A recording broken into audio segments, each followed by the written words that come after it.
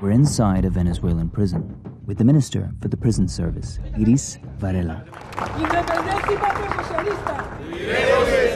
She is a close confidant of President Nicolás Maduro, and today she is escorting a delegation from the Red Cross on a visit that will air on state television. Ms. Varela's press office had invited us here, but it appears she didn't want us to take the full tour. Mucho gusto. Ya va, pero ¿ustedes vienen con la Cruz Roja? No, con el New York Times. Franklin, mira, pero no era para meterlos a todos. Yo a ellos les voy a dar una rueda de prensa ahora. No, bueno, póngalos allá donde lleguen. Ellos no tienen que estar detrás de nosotros, gente igual aquí. Okay. We tag along anyway, curious to see what the system supporting Maduro looks like. Atención, para dar el saludo a la ciudadana ministra. Buenas tardes, ciudadana ministra. Puedo decirle que Venezuela es el mejor país del mundo, donde está el mejor gobierno del mundo, porque el régimen penitenciario como el que tiene la República Bolivariana de Venezuela es el mejor del mundo. The government had closed this building down after a deadly riot. Then they reopened it and named it the Center for the Formation of the New Man. Decía Nelson Mandela que una sociedad se puede medir su nivel de desarrollo por el trato que sus autoridades le dan a los más vulnerables, a los privados de libertad. None of the men here are Venezuelan. We learned that they're mostly Colombians held for crimes like murder and drug trafficking. Ms. Varela tries to show that the state treats people with dignity. The reality we see tells a different story. Starting here, on this stage tour, there's no real mention of the one issue consuming the prison and the country. A nationwide blackout. Venezuela's been in crisis for years, but this power failure that lasted about a week is unprecedented. Even in the capital, it practically paralyzed life and showed that things could still get worse. We visit Alberto Diaz and his wife Miriam. Alberto runs a small watch repair shop with his sons. It's the family's main source of income, and they use most of it just to put food on the table. Consumíamos 1 kilo de carne en un día, ahora no los comemos, es medio kilo de carne en un día. Para 7 personas. Para el mismo número de personas. They also depend on government handouts. Tenemos arroz, caraota, okay. It's clear to us they're frustrated. Eso es un paliativo, pero no es una solución. But they're careful when it comes to criticizing the government. Los vecinos no habla, saluda, tienen una conversación, por lo menos nosotros nos tocamos temas políticos. Without electricity, the family also has no access to running water. So Miriam stores what she can and rations it. Bueno, no se ve mucho, ya está abajo. Sí, se ve. Okay. During the day, we see Venezuelans scramble to get water.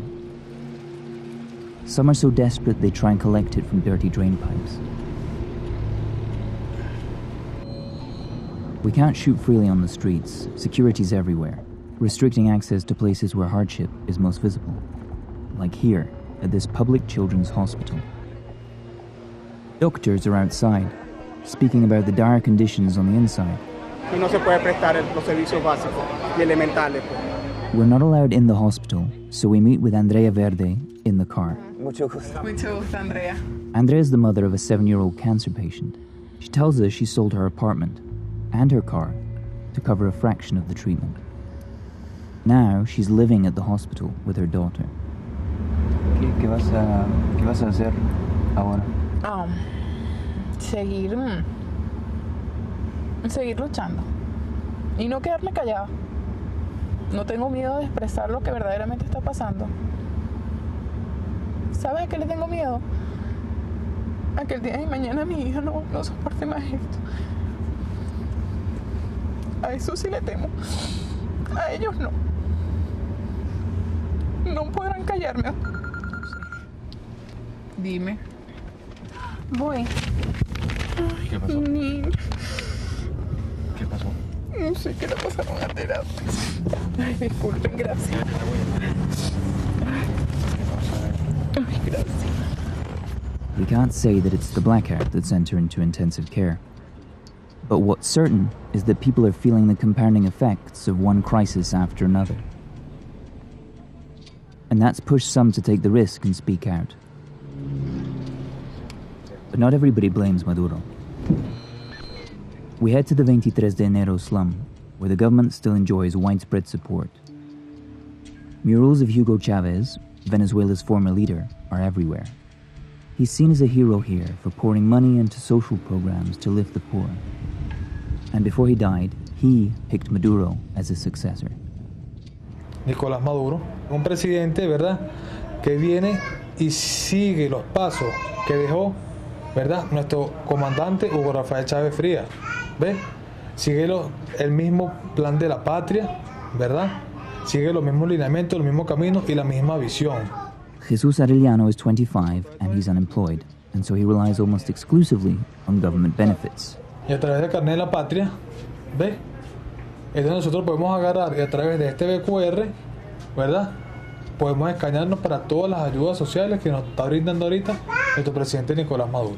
¿Y las ayudas sociales hay comida? Mira, todas las ayudas sociales, fíjate. Benefits like access to food baskets, medicine and pensions. But these perks are not doled out purely based on need. Fatherland cards carry personal information, voting records, social media activity, political affiliation. So government benefits favor pro-government behavior. It's why this show of support for Maduro doesn't feel entirely genuine. Thousands gathered when the government called for a protest during the blackout. But are they here out of choice or need?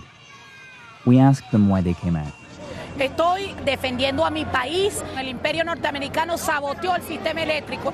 Que nosotros estamos siendo asediados por el imperio estadounidense.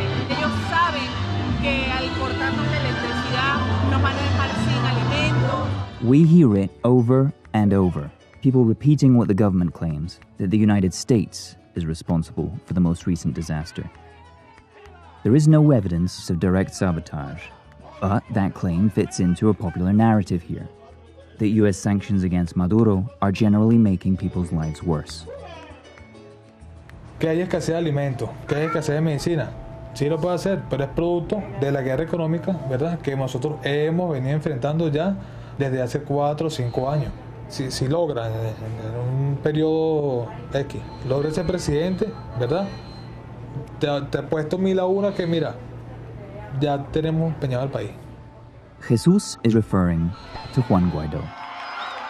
In January, Guaidó declared himself interim president and used US support to mobilize the opposition and try to force Maduro out of power. At this Guaidó rally we're attending, he appears strong and defiant, Claro que se puede. Claro que se puede. inspiring thousands of supporters. Necesitamos una oficina para trabajar.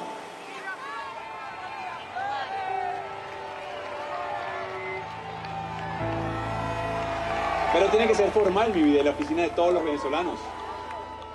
A la oficina de toda Venezuela, muy pronto a Miraflores.